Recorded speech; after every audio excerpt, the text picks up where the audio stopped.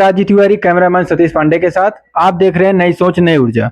अभी हम हैं कादीपुर में और हमारे साथ जुड़ चुके हैं जो कि अपने मधुर स्वर के रूप में जाने जाते हैं। बहुत से लोग इनको प्यार मोहब्बत अपना आशीर्वाद भी देते हैं और इनकी जो आवाज़ है वो काफ़ी लोगों को पसंद आती है और काफ़ी लोगों के दिलों को जीत चुके हैं ये। और भैया का नाम है विकास पांडे, विपुल जी के नाम से जाने जाते हैं। और हम इन्हीं के बारे में आए हैं जानने के लिए कि इनकी जो ये संगीत की जो जर्नी रही है, इनका जो अभी तक लाइफ रहा है, ये किस हिसाब से रहा है और इनका संगीत में आने का जो जरिया बना और अभी तक जो संगीत में इतनी उपलब्धि प्राप्त कर चुके हैं, ये कैसे आई, यही सब जानने के लिए हम आ चुके हैं और हम सारी जानकारी हम आप तक जरूर पहुंचाएंगे। भैया, सबसे पहले आप अपने बारे में थोड़ा सा बताइए। सबसे पहले मैं विकास पांडे विपुल, हमारे जितने भी श्रोता, हमारे भगवान स्वरूपी श्रोता जो हमारी नई सोच नई ऊर्जा के माध्यम से जो भी हमको देख रहे हैं, आप सभी को चरण छू के प्रणाम है और सबसे आशीर्वाद की आकांक्षा है।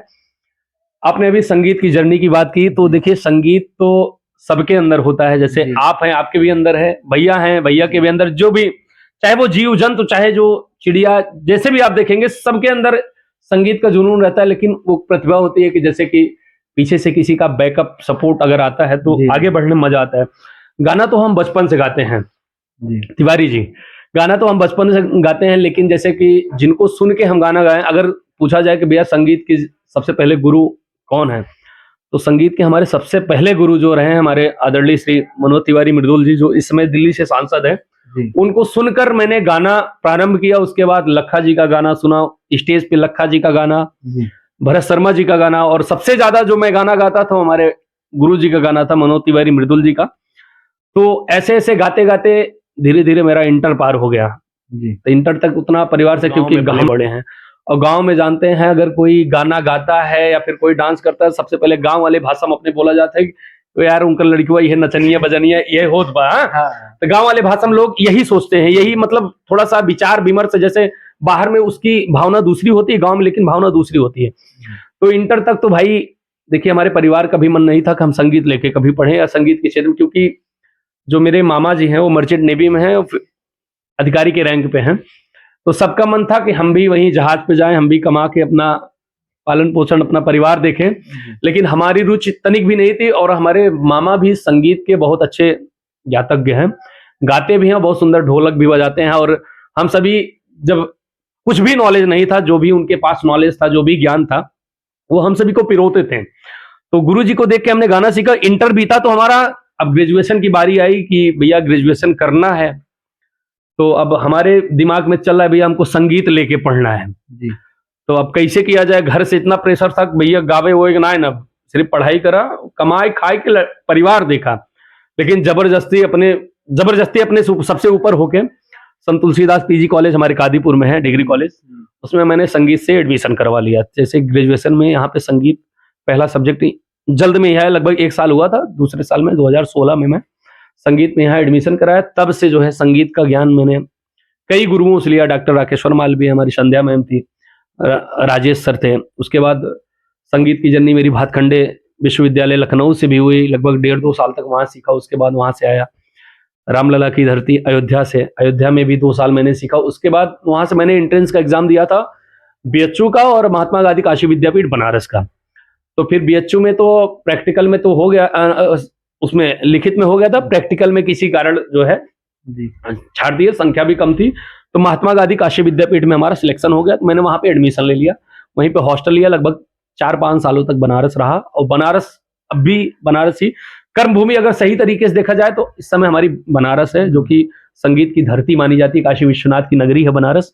तो अभी जर्नी हमारी वहीं से चल रही है, तैयारी भी वहीं चल रही है। और बीच में अब सबसे ज्यादा हम लोग सोच रहे हैं कि जो भाषा हम लोग बोलते हैं अपने घर में, अपने मम्मी पापा बहन लोग से जो भी भाषा बोलते हैं, उस भाषा पे अपना ध्यान आकर्षित करके अवधी भाषा को अपने आगे ले चलें। और आप देखे होंगे कि अनुराग भैया तो लगे हैं, अनुराग भैया के साथ साथ कई सारे कलाकार। सबसे पहले अगर देखा जाए तो अवध के जो हमारे जाने माने कलाकार हमारे दिवाकर द्विवेदी भैया माने जाते थे कि अवधी भाषा को इतना आगे ले गए, आगे भी ले गए हैं। बीच में थोड़ा डाउन हुए, उसके बाद से अनुराग भैया आए। अनुराग भैया एकदम पिरो रहे हैं, एकदम अवधी अपने भाषा को, अपनी माटी को आगे बढ़ा रहे हैं। भैया जाहिर सी बात है कि हम लोग जिस मिट्टी में पले बड़े हैं, जिस माटी को हम खा रहे हैं, जहां का अनाज खा रहे हैं, वहां का कर्ज तो हम सबको अदा करना, खैर कर्ज अदा नहीं कर पाएंगे, लेकिन पूरा प्रयास है कि अपनी भाषा को एक राष्ट्रीय लेवल तक पहुंचाया जाए। जैसे भोजपुरी हुआ, मैथिली हुआ, मिथिला हुआ, तमाम भाषाएं हैं। लोग बोलते हैं सदन में, अभी हमारे बदलापुर विधानसभा विधायक हमारे रमेश मिश्रा जी थे, सोचिए अभी पूरा अवधि में जो है पूरा विधानसभा एकदम ललकार दिए कि इस भाषा को आगे और मैं चाहता हूं सरकार से भी मेरा यही अनुरोध है कि अवधी भाषा को एक अलग दर्जा दिया जाए, उसके लिए भी कुछ कार्य करें ताकि लोग और अच्छे से जुड़े रहें। बाकी आप सब जान ही रहे हैं। तो अभी आपका नाम जो हो विकास पांडे और उर्फ विपुल के नाम से जाना जाता है, तो आपका रियल नाम क्या है? विकास नाम है या विपुल नाम है? देखिए, अगर स्कूल जैसे कॉलेज टाइम से अगर देखेंगे तो मेरा नाम विकास है। मम्मी ने सबसे पहले मेरा नाम विपुल रखा था, तो अब मम्मी बताती हैं तो मम्मी वही जो बताई वही मैं जान रहा हूँ। मम्मी से मैंने झगड़ा करके मैंने अपना नाम एक और रख लिया विकास स्कूल में, चाहे मेरे कोई फ्रेंड सर्कल में रहा हो चाहे जो, तो विकास मैंने अपना नाम शायद मम्मी बता रहे, मम्मी के बताने से विकास मैंने अपना नाम खुद से रखा। बाकी जो नाम मेरे नाम के आगे सरनेम के आगे लगता है विपुल, ये मेरी माता जी ने रखा है। तो इसलिए हमें लगता है कि पूरे समाज में सबसे ज्यादा मैं विपुल के नाम से चर्चित हूँ। जो हमारे दोस्त लोग हैं कॉलेज सर्कल का, जो हमारे सर लोग हैं वही विकास के नाम से जानते हैं, बाकी सब लोग इधर हमारा जितना क्षेत्र प्रदेश भर में पूरा विपुल के नाम से लोग परिचित वही जानते हैं। और मैं अक्सर जो भी अपने गानों में भी नाम लेता हूँ तो विपुल ही नाम लेता हूँ, क्योंकि वो नाम हमारी माता जी ने दिया है इसलिए। तो अभी तक जो आपकी जर्नी रही है, तो आपको कभी ऐसा लगा है कि मुझे इस टाइम इस लाइन में बहुत ज्यादा परेशानियां झेलनी पड़ रही है, मुझे ये नहीं करना चाहिए? कभी ऐसा भी माहौल दौर आपके जीवन में आया था कि मुझे यहीं पे हार मान लेना चाहिए? हार तो नहीं मानना, देखिए समस्याएं सबके जीवन में आती है, बाधाएं सबके जीवन में आती है, और हम लोग बहुत सारी परिस्थितियों को देखते हुए बचपन से आ रहे हैं। क्योंकि बीच में पिताजी का भी कुछ मैटर हो गया था, गोली वोली लेकर, जिसमें हमारे पिताजी 5 महीने कानून के उपबंधन में थे, उसके बाद निकले, खैर के केस भी जीते हम लोग। क्योंकि देखिए सदैव हमेशा भगवान घर देर होती है अंधेर नहीं, सच्चाई की जीत होती है। झूठा फंसाया गया था उसमें, पिताजी भी निकल के आए। बीच में जब पिताजी गए 5 महीने के लिए अंदर, तो बहुत सारे समस्याओं को हम लोग झेले, पारिवारिक समस्याएं, धन की समस्याएं बहुत ज्यादा। उसमें सब लोग, पूरा परिवार हमारा साथ खड़ा रहा, मामा भी खड़े रहे, सब लोग खड़े रहे, क्योंकि हम लोग सच की राह पे थे। भाई भगवान के ऊपर पूरा भरोसा था कि आपके घर में देर है अंधेर नहीं, हम लोग सच्चाई। बहुत सारी बाधाएं आई, लेकिन उन बाधाओं को झेल कर जो है हम सभी आज जिस स्तर पे खड़े हैं, जिस हिसाब से आप नाम सुन के आए, ये हमको बहुत अच्छा लगा। बस यही आप सबका प्यार, यही सम्मान है, यही जीवन भी यही है। तो आप स्टेज शो भी करते हैं अभी तक, मतलब कहीं किए हैं आप? स्टेज शो तो मेरा, हमें लगता है गाने से ज्यादा मेरा स्टेज शो हो चुका है। यहाँ तक नहीं, यूपी में भी, बनारस में भी, उसके बाद बिहार में भी, लगातार यहाँ से बाहर तक कार्यक्रम किए, दिल्ली तक कार्यक्रम किए हैं। मुंबई में मात्र 1 हफ्ते के लिए गया था, जिसमें आप सभी जानते होंगे 4 दिन आने जाने में लग जाता है। मैं मात्र 3 दिन में मुंबई था, और 3 दिन में मैं 3 कार्यक्रम किया था मुंबई में। जबकि पहली बार मैं मुंबई की धरती पे गया था। 3 दिन में जैसे कि होता है कि संगीत वाले एक व्यक्ति ऐसे होते हैं कि अगर आपसे संबंध भी ना हो, 2 मिनट अगर आपसे बात कर ले तो आपसे इतना प्यार मोहब्बत हो जाएगा कि आप हमारे दीवाने हो जाते हैं। बस यही है, आप सबका यही कला है, प्रभु ने जो दिया है। तो आप याद होगा जो आपका सबसे पहला जो मंच रहा होगा, जो स्टेज शो रहा होगा, उसका एक्सपीरियंस आपका, मतलब होता है नहीं कि पहली बार आप जाओ तो दिल में धड़कन बड़ी रहती है, तो उसका एक्सपीरियंस कैसा रहा आपका? ये तो आपकी बात सच है कि देखिए, ये भी मैं आज आपको सच्चाई बता रहा हूँ कि पहले जब हम लोग स्टेज पर चलते थे तो पूरा शरीर एकदम कांपता रहता था। हाथ में माइक लिए तो ऐसा लगता था कि गले से आवाज ही नहीं आएगी। कई जो मेरा बचपन बीता, हमें लगता है ऐसे ही बीता।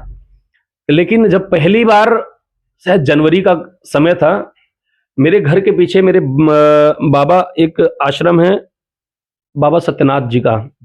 सत्यनाथ जी का एक बहुत पवित्र स्थल है हमारे भगवान की, जो कि हमारे भोलेनाथ के सबसे प्रथम स्वरूप माने जाते हैं। जैसे गोरखनाथ जी हैं, उन्हीं के लिए गोरखनाथ जी लास्ट अवतारी है हमारे भोलेनाथ के, लेकिन भोलेनाथ के प्रथम अवतारी हमारे बाबा सत्यनाथ जी हैं, जिसके हमारे अघोरा पीठ के हमारे महंत जो है इस समय हैं कपाली बाबा हैं।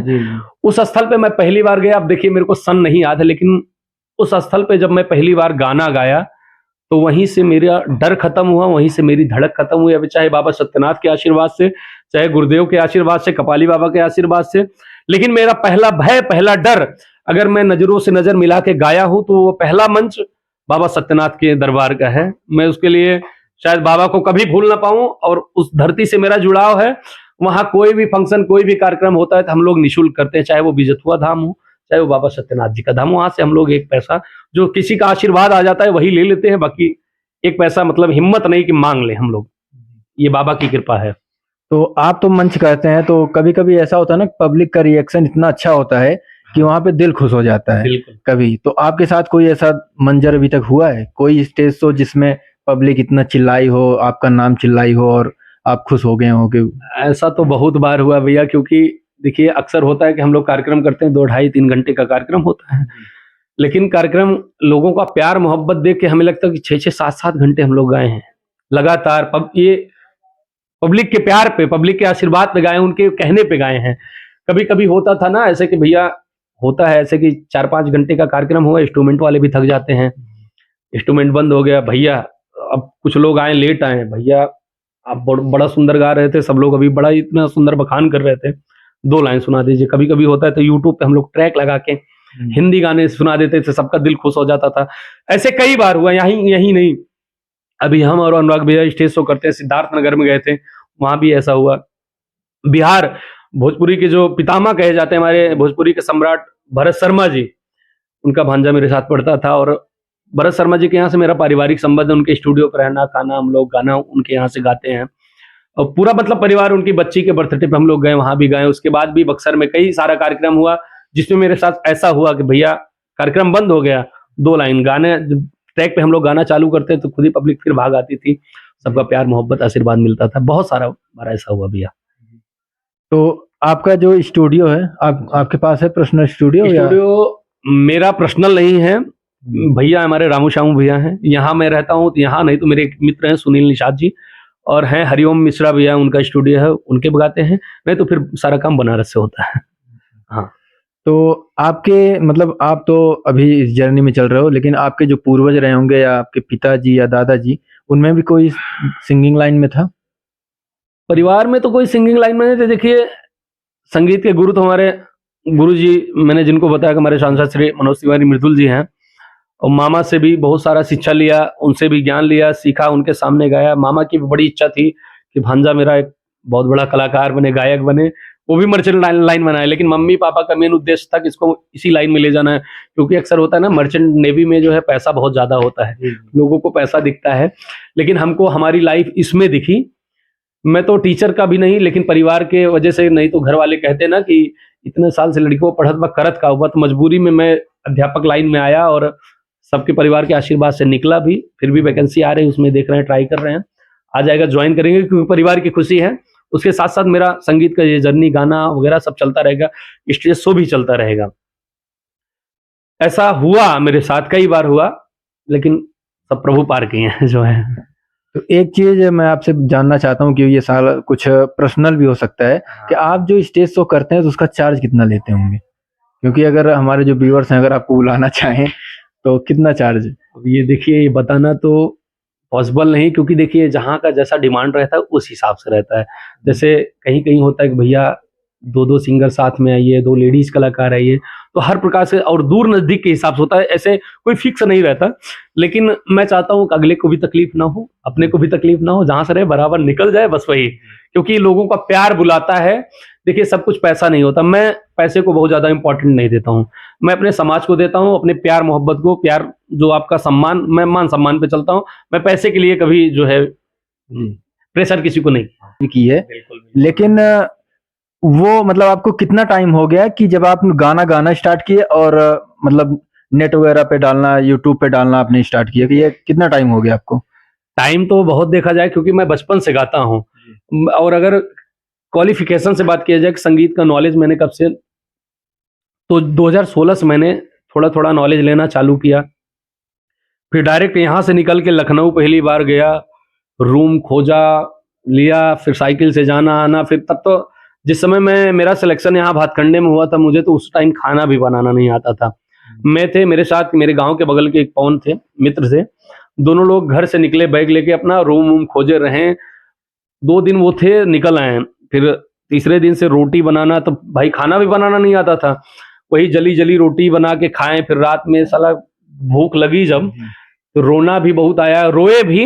लेकिन हाँ, जैसे जब कोई भी काम अगर प्रक्रिया से डेली किया जाए तो बहुत मजबूती के साथ मजबूत हो जाता है। रोटी अब बन जाता है, लेकिन थोड़ा सा गोल जैसे होता है ना, मम्मी उम्मी जैसे बनाती है, वैसा नहीं हो पाता है।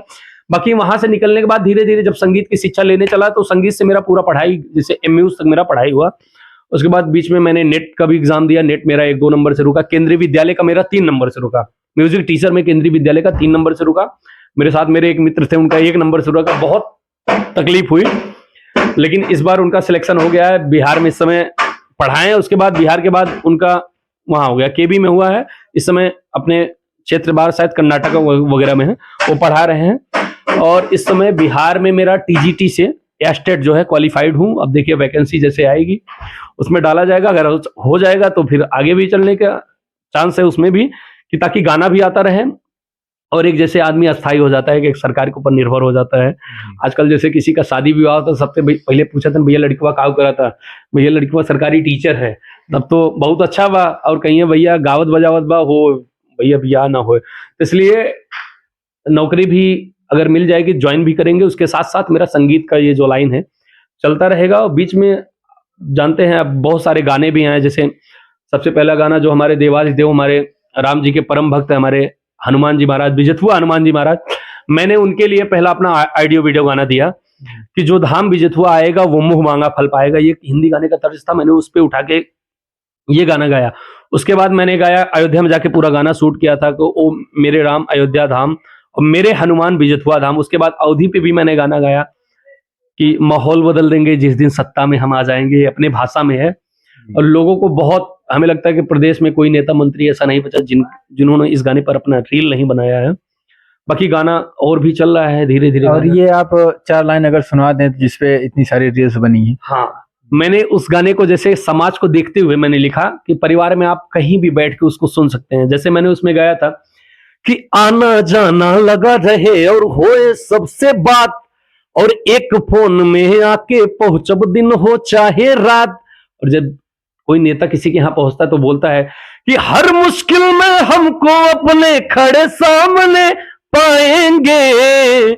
उसके बाद नेताजी बोलते हैं अपनी जनता से कि माहौल बदल देंगे जिस दिन सत्ता में हम आ जाएंगे। ये गाना था, मतलब चुनावी गाना, जैसे कि होता है कि भाई कई लोग होते हैं पद पे काम नहीं कर पाते हैं, तो लेकिन जो दूसरा बंदा चुनाव लड़ता है तो वही बोलता है कि आना जाना लगा रहे और सबसे बात हुए, और एक फोन में आपके मैं आधी रात को पहुंचूंगा, और जिस दिन मैं उस पद पे आ गया पूरे क्षेत्र का मैं माहौल बदल दूंगा। ये गाना मेरा था, बाकी और भी गाने आ भी रहे हैं धीरे। आपका कोई ऐसा गाना याद हो जिससे आप इतना ज्यादा फेमस हो गए हो, जो पब्लिक को बहुत ज्यादा पसंद आई हो, ऐसा आपको गाना हो अगर याद हो तो आप 4 लाइन जरूर बताइए। सबसे पहला गाना, जैसे कि बहुत लोग स्टेज शो के माध्यम से जब लोग सुनते हैं तब जानते हैं, लेकिन सबसे ज्यादा प्यार मोहब्बत अगर मिला तो सबसे पहला गाना जो मेरा था, मैं एक देवी गीत गाया था भरत शर्मा जी के स्टूडियो से कि घरे आई है माई हो, उससे तो प्यार मिला था, लेकिन सबसे ज्यादा प्यार मोहब्बत मिला मेरे बिजथुआ हनुमान जी की कृपा से, जिनके महोत्सव में, जिनके जन्मोत्सव में हम सभी लगातार फ्री सेवा में कार्य करते हैं। अगर कोई कहे कि विपुल जुड़े हैं बिजथुआ महोत्सव से, विवेक भैया से, वहां से कुछ मिलता है, तो ऐसा कुछ नहीं है, क्योंकि हम लोग वहां हनुमान जी के लिए जुटे हैं, हनुमान जी के सेवा में जुटे हैं। वहां उन्हीं की कृपा से हम लोग का परिवार चल रहा है, और उन्हीं से हम पैसा लेंगे तो ऐसा संभव नहीं है। वो मेरा सबसे पहला गाना था, हनुमान जी के लिए गाया था, हनुमान जी का गाथा, जिसलिए बिजथुआ धाम में हमारे हनुमान जी जाने जाते हैं। जैसा कि कहा जाता है ना, जिस समय लक्ष्मण जी को बाण लगा था उस समय हनुमान जी संजीवनी लेने इसी रास्ते बिजथुआ से होकर उनके प्राण बचाने के लिए जा रहे थे। उसी टाइम जो है बिजथुआ धाम में हनुमान जी उतरे, कालीनेम राक्षस का वध किए और उस मकरी का उद्धार किए, इसी रास्ते गए। तो मैंने अपने लाइन में गाया था कि अमृत है मकरी कुंड का जल मेरे बजरंगी के नहाने से, और इस पावन धाम में रहते हैं मेरे बाबा उसी जमाने से। और मैंने उसमें गाया कि विपुल भी हो विपुल भी, कि विपुल भी भजन सुनाएगा जब तक है बिजथुआ आएगा, जो धाम बिजथुआ आएगा वो मुंह मांगा फल पाएगा। यही मेरा गाना था, मेन गाने की यही मेन लाइन थी कि जो धाम बिजथुआ आएगा वो मुंह मांगा फल पाएगा। मैंने हनुमान जी के लिए गाया है, इसमें पूरा गाथा है। उस गाने को आप सभी मेरे ही आईडी पे सुनेंगे, विपुल पांडे ऑफिशियल पे मेरा बहुत सारा गाना पड़ा है जी। तो अभी आपने बताया कि आपका जो यूट्यूब है वो विपुल पांडे ऑफिशियल के नाम से है, जी, जी। तो आप बता सकते हैं कि आपकी मतलब मोनेटाइज तो हो ही होगा काफी टाइम पहले, तो आपका जो सबसे पहला जो आया था पेमेंट कितना आया रहा होगा? तो ये पेमेंट देखिए, बीच में पेमेंट तो आया, ठीक है, जो भी आया अच्छा आया। बीच में मेरा एक्सीडेंट हो गया था। उस टाइम मेरे अंकल एक्सपायर हुए थे, कैंसर से पीड़ित थे। एक्सीडेंट हुआ था, बीच में मेरा काम थोड़ा सा बंद हो गया था। कम से कम हमें लगता है 3-4 महीने में कोई काम नहीं किया था, ना गाना गा पाया था। उसमें चैनल, जैसे कि चैनल यूट्यूब क्या मांगता है कि बराबर काम मांगता है, उस पर बराबर कंटेंट पड़ना चाहिए। चैनल बीच में मोनेटाइज से हट गया, और इस समय जिस कगार पे है, मुश्किल से हमें लगता है कि ये गाना अब की बार जनवरी में आ जाएगा, फिर से मेरा चैनल प्रोसेस कर जाएगा, फिर अच्छा खासा चलने लगेगा। अच्छा, ये जो सोशल मीडिया चल रहा है, जी। सोशल मीडिया से जो सिंगर की जो लाइफ बदली है, काफी सारे चेंज हो गए हैं, तो आपको क्या क्या लगता है, क्या पहले से और अब में कितना अंतर आ गया होगा? देखिए, बहुत अंतर है, क्योंकि पहले क्या था, सोशल मीडिया का सहारा नहीं था। पहले कैसेट का ज़माना चलता था। हम लोग तो कैसेट पे नहीं गाए, मामा हमारे गाए हैं, और जिनकी जर्नी रही है कैसेट से, जैसे मैंने रितेश भैया की कहानी देखी, कल्पना जी की कहानी देखी है, बहुत सारे कलाकारों को, भरत शर्मा जी के यहाँ हम जब जाते हैं गुरु जी के यहाँ, तो उनका इतना सारा कैसेट उनके पूरे रूम में पूरा लगा है। मैं देख के दंग हो जाता हूँ कि आज हम लोग जिस समय में हैं कि सोशल मीडिया का ज़माना है, जिसमें लोग तेज़ी से उभर रहे हैं। गुरु जी उस ज़माने में कितनी जर्नी किए होंगे, कितना मेहनत किए होंगे, कितना मेहनत करके आज पूरे ऑल वर्ल्ड में अपना नाम बनाए हैं, बहुत बड़ी बात है सबके लिए, सब ऊपर वाला। बाकी आज तो सोशल मीडिया का ज़माना है, कोई भी, जैसे हम अगर 50 गाना गाए हैं, 50वां नहीं हिट हुआ, लेकिन पता लगा 51 गाए, वो एक गाना हिट हो गया, तो उसकी वजह से 50वां चलने लगता है, ऑटोमेटिक आदमी फेम में आ जाता है। ऐसा बहुत सारे कलाकारों के साथ हुआ जो है। बहुत लोग, सोशल मीडिया अब एक अच्छा प्लेटफ़ॉर्म है।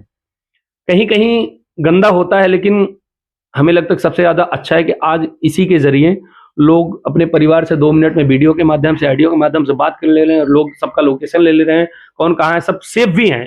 सोशल मीडिया एक अच्छा है, मोबाइल भी अच्छी है। तो अभी तक आपकी जिंदगी की, आपकी जीवन की सबसे बड़ी उपलब्धि आप क्या मानते हैं अभी तक? जैसे किस मायने में? जैसे मतलब आपको लगता हो कि नहीं, हमें यहाँ पे आना चाहिए था और हम यहाँ पे आके पहुंच चुके हैं, हमारा मतलब होता नहीं है कि हमारा लेवल यहीं तक था और हम यहाँ तक आ चुके हैं। देखिए, संगीत का कोई, हाँ, संगीत का कोई अंत नहीं है। लेवल, सबसे ज़्यादा प्रसन्नता ये होती है जब अपनों का प्यार, मोहब्बत, आशीर्वाद मिलता है। जब गाना गाते हैं, लोग अपना कमेंट करके, उस पे लाइक करके, सब्सक्राइब करके बताते हैं, दिखाते हैं, हाँ, बहुत सुंदर। और जहाँ गलतियाँ रहती हैं, बहुत सारे ज्ञानी व्यक्ति रहते हैं, ज्ञानी गुरुदेव भी रहते हैं, उस पे बताते हैं, कमेंट करते हैं कि नहीं, यहाँ पे ये गलती है, इसको सुधारा जाए, तो उसको हम लोग स्वरूप भाई ग्रहण करते हैं कि हाँ, ठीक है, इस गलती को सुधारा जाए, बाकी ठीक है सब। आपका कोई ड्रीम? अब जैसे ड्रीम की बात कर रहे हैं, तो देखिए, सारा जीवन हमें लगता है कि आज के समय में व्यक्ति बहुत ज़्यादा 60, 65, 70 साल जिए तो मुश्किल हो जाते हैं। हाँ, तो लगभग 26-27 साल तो हो ही गए हैं। लक्ष्य यही है कि सही संगीत की जर्नी आधे जीवन तो पार की है, तो इसको लेके पूरा चलना है लास्ट तक। सांस थमेगा नहीं जब तक पूरा लक्ष्य को पार हम लोग कर नहीं जाएंगे। और एक नाम, फेम, प्यार, आशीर्वाद हम लोग जबरदस्ती सबसे ले लेंगे, ये है, क्योंकि मिलता भी है और देंगे भी लोग, यही आकांक्षा रहती है, क्योंकि इतना प्यार मोहब्बत अगर मिला है तो आगे भी मिलता रहेगा, और हम लोग लक्ष्य को प्राप्त करके अपने क्षेत्र का, अपने माता पिता का, अपने पूरे जनपद राजधानी का नाम हम लोग रोशन करेंगे। बस यही, इसी उम्मीद के साथ अपने कर्म में जुटे हैं। आप संगीत लाइन में हैं तो आपको ज़्यादा टाइम मिलता नहीं होगा, क्योंकि आप अधिकतर गाना बनाना, गाना गाना, मंच करना, लेकिन जब आप फुर्सत, मतलब आपके पास जब टाइम होता है, जब थोड़ा सा इससे रिलैक्स होते हैं, तो आप क्या करते होंगे? खाली टाइम में जैसे कि रियाज भी करना रहता है, उसके बाद गाना भी, जैसे होता है ना, गाना दिमाग में पड़ा, अक्सर गाने लिखता भी हूँ, लिख के भी गाना लिखते हैं, फिर हारमोनियम पे बैठ के उसको कंपोज करते हैं, फिर म्यूजिक बनवाते हैं, गाते हैं, फिर रियाज भी, क्योंकि देखिए, संगीत का सबसे ज्यादा जड़ है, अगर आप प्रैक्टिस, रियाज नहीं करेंगे तो आपका संगीत खोता जाता है। कोई भी कार्य हो, अगर आप, जैसे आप अभी न्यूज के माध्यम से, अगर आप महीने में एक बार करेंगे, 2 महीने बंद कर देंगे, तो धीरे धीरे आप पास से शब्दों का जो चयन है हटता जाता है, लोग भूलते जाते हैं। बस सेम वैसे संगीत एक समुंदर है, इसका कोई अंत नहीं है। आप जितना प्रयास करेंगे, जितना प्रैक्टिस करेंगे, उतनी ऊपर तक जाएंगे। बस संगीत का मेहनत यही है, जितना आप प्रयास करेंगे उतने ऊपर जाएंगे। और एक ये होता है ना कि कुछ लोग जब पब्लिक का प्यार पाने लगते हैं, उनको आशीर्वाद मिलने लगता है, तो उनके अंदर घमंड आ जाता है, तो आप उनके लिए क्या बोलना चाहेंगे? ये गलत बात है। मैं तो सबसे कहता हूँ ये गलत बात है। कई लोगों के अंदर देखा, और उनसे मुझे बहुत नफरत रहती है, जो लगता है कि स्टार बन गए, एटीट्यूड दिखाने लगते हैं। हमें लगता है कि हम लोग, देखिए, हम, अभी आपने बताया कि जीवन के आपको टाइम नहीं मिलता समाज के बारे में। देखिए, हम लोग, जैसे पिताजी हमारे थोड़ा पॉलिटिकल थे, थोड़ा सा बीच में वही जब जेल गए उसके बाद आए तो थोड़ा ठीक है मामला। तो पॉलिटिकल उनकी वजह से परिवार में कई प्रकार के विधायक मंत्री आते रहते थे, तो सबसे जुड़ाव है और हम लोग थोड़ा सा सामाजिक हैं। हमें नहीं लगता कि अगर आज जिस स्तर पे हैं आगे भी जिस स्तर पे चाहे वो कितने भी बड़े लेवल पर जाएंगे कभी अपने अंदर घमंड एटीट्यूड आएगा, ऐसा मुझे नहीं लगता, क्योंकि हम लोग समाज से जुड़े हैं और सबके हर अपने पूरे क्षेत्र में जहां तक आना जाना रहता है सबके हर दुख सुख में पहुंचते हैं। सबके यहाँ जाते हुए ऐसा कभी किसी को महसूस नहीं होने देते हैं कि हम एक कलाकार हैं या स्टार हैं, जो भी हैं एक सामान्य जैसे सब पहुंचते हैं वैसे हम लोग भी पहुंचते हैं। और जो घमंड करते हैं ये गलत बात है, क्योंकि जिस समय अंदर इंसान के अंदर घमंड आ जाता है तो वहीं से उसका अंत होने लगता है। ऐसा अगर कोई करता है तो उसके लिए मैं निवेदन करता हूँ कि ऐसा कृपया आप कोई भी ना करें, क्योंकि बहुत सारे कलाकार को हमने देखा, जैसे सोनू सूद जी हो गया, अपने कला के साथ साथ लोगों की इतनी सेवा करते हैं, इतनी मदद करते हैं, ये सब देख के बहुत उत्साह होता है, अच्छा लगता है कि बस बनाए तो इंसान ऐसा बनाए। ऐसा नहीं कि अगर थोड़ा सा पैसा आ जाए, कला आ जाए, स्टार बन गए, लोगों का प्यार मिलने लगे तो घमंड आ जाए, ऐसा कभी ना हो, भगवान से यही प्रार्थना है। तो आपको भी कभी ट्रोल किया गया हो या और उस ट्रोल को आप कैसे रिएक्ट किए हो? कभी आपको किसी ने ट्रोल किया है आपको? ट्रोल किया, लेकिन कभी हमें लगता है कि अभी तक जितने लोगों से मिले कभी किसी को लगा नहीं कि मेरे अंदर ऐसा कुछ है, कभी महसूस नहीं होने दिया मैं, बस ये बात है।